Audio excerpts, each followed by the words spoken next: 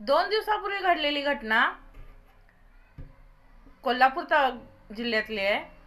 तर मुलगी 10 वर्षाची 19 वर्षाच्या मुलग्याबरोबर पळून गेली. 10 वर्षाच्या मुलीला काय कळत असेल. एक जमाना होता, त्यावेळी मुलं मुली एकत्र, आमच्या जमान्यात तर मुलं मुली एकत्र खेळायचे.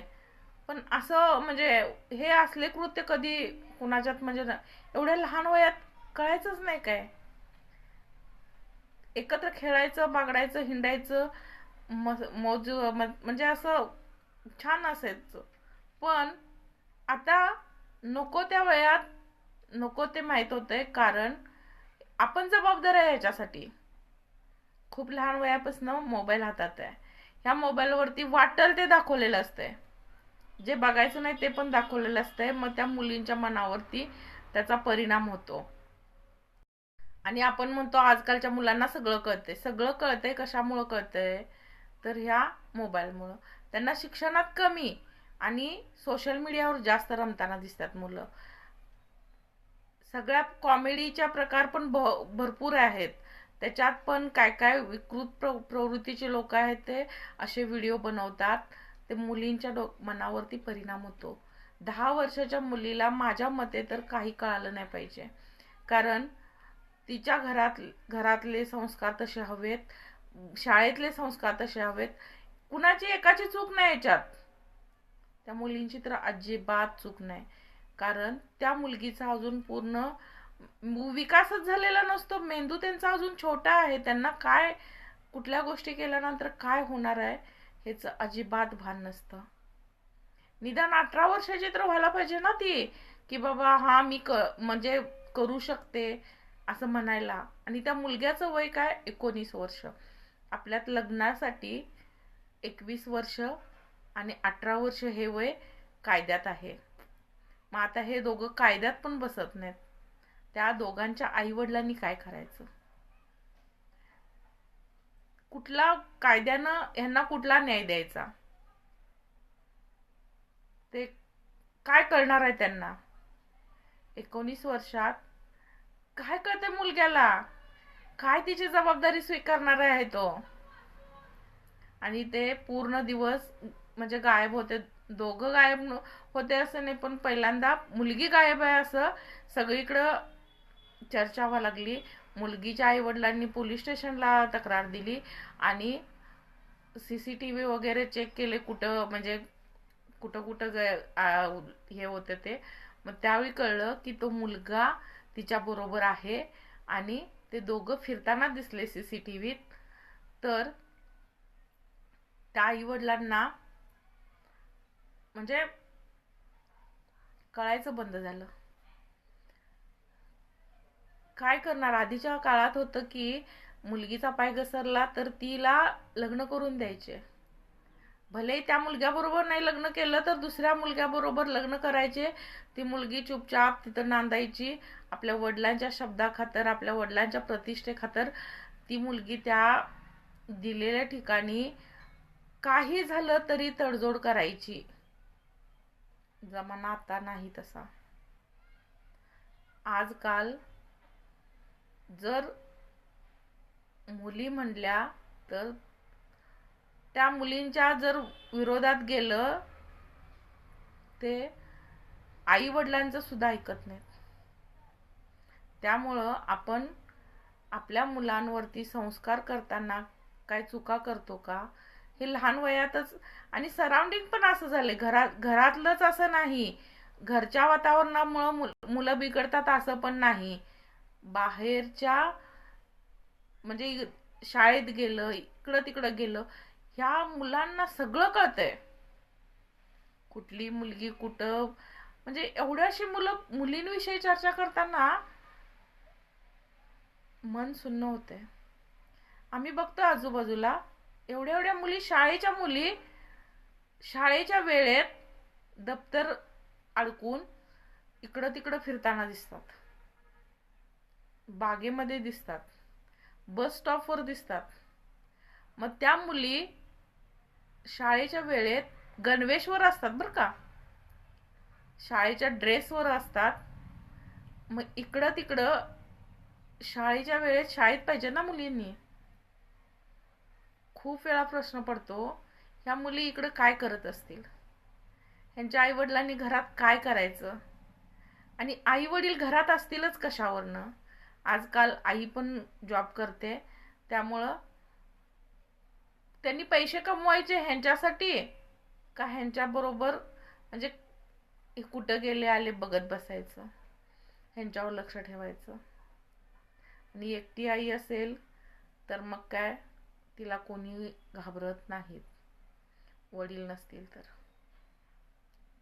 खूप बिकट अवस्था आहे. माझ्या एक म्हणजे परिचयाच्या आहेत त्या ताईंनी आपल्या मुलींची लहान वयात लग्न केली. 14 वयात लग्न केली. का? त्यांचे मिस्टर त्यांच्याबरोबर राहत नव्हते, दारू पित होते, त्यामुळे ते दोघं वेगळी राहत होते. मुलांची जबाबदारी हिच्यावरती होती. ही 4 घरची धुणं भांडी करून पोरींना सांभाळत होती. पण त्यांनी मुलींच्या बाबतीत काही वाईट होऊ नये हा भीती मनात. आता मुलींना राखत घरात बसू का मी कामाला जाऊ, एक समाजात ही भीती असते बर का. त्यामुळं काय काय ठिकाणी कमी वयात लग्न करून टाकतात. कायदा आहे की 18 वर्ष झाल्याशिवाय लग्न करू नका. मग जर समजा उद्या काहीतरी चुकीचं झालं तर कायदा काय करणार आहे. त्या मुलींची काही चुकी नसेल, मान्य आहे. बाहेरची लोक सगळी चांगलीच असतात अशी नाहीत बरं का. सगळी चांगलीच अशी नाहीत. आणि घरात बसून त्यांच्यावर लक्ष ठेवायला जर कोण नसेल तर मग त्या आई मजबूर असते. आई मजबुरीत तिला लग्न करून द्यावं लागतं. नाईलाज आहे, काहीच करू शकत नाही. लहान वय आहे, सगळं मान्य आहे, पण ही परिस्थिती आहे. मुली जरी चांगल्या राहिल्या तरी सराउंडिंग खूप खराब आहे. समाज आहे हा. समाजात आपल्या पाठीमागं जर मी आज जॉब करत असेल आणि माझ्या पाठीमागं माझी मुलगी जर म्हणजे घरी असेल तर त्या आईचा जीव कामावर लागत नाही. काम केल्याशिवाय पर्याय नाही. तर अशा काय काय महिला आहेत, त्यांनी आपल्या मुलींची लवकर लग्न करून ह्याच्यातनं फक्त इतकंच की वाईट काय घडू नये मुलींच्या बाबतीत. बरोबर आहे त्यांचं. 60-60 वर्षाची म्हातारी पण पिसाळलेल्यासारखी करत असतात. मुल्या छोट्या छोट्या मुलींवरती त्यांची म्हणजे नियत खराब होते. इतकी म्हणजे हलकट लोक आहेत की मुली म्हणजे एकटी मुलगी घरात ठेवण्याची परिस्थिती आजकाल नाही ठेवू शकत नाही आपण. मग पोटाच्या मागे जाणाऱ्या आई वडिलांनी त्या मुलांचं भवितव्य काय बघायचं, काय करायचं. आणि ह्यातनं जर असं काही घडलं तर ते आई वडिलांनाच सगळे म्हणतात तिनं लक्ष द्यायचं नाही का. आता आईनं करायचं काय. ज्यावेळी घरची जबाबदारी बघायला लागत असेल तर